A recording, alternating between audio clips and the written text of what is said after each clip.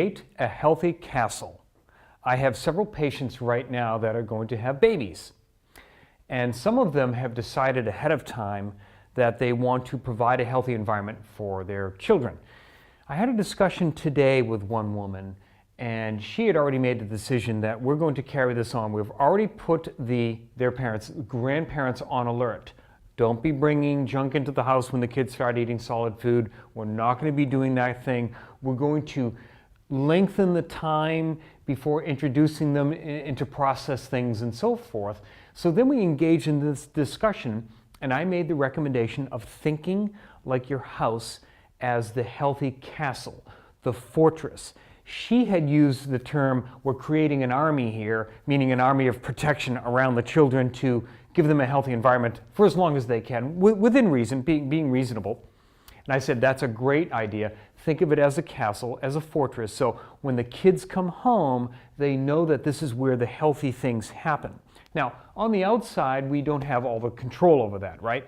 So when they're over friends' houses, when they're going to school, when work happens and so forth, those are things out of their control. But in the fortress, in the castle, things are under your control. She loved that. She thought was great. That was great. And we've had discussions like that with many, many other parents through the years. So creating that healthy castle, coming in an agreement with your spouse prior to that this is what we're going to do.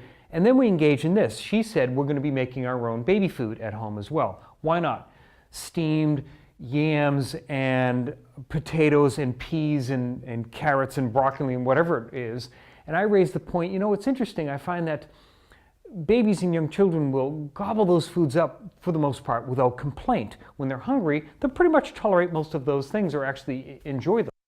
Then I asked, how does it happen that then when they're 2 and 3 and 4 and 5 and 6 and 10 years old, that those foods that they enjoyed in the beginning, they now will not like anymore, and they'll put up a temper tantrum out in the public, and then you have to cave in and give them the stuff that you don't want to keep them quiet and so on. How does that happen? How does that transition from healthy baby foods move into these processed evil foods?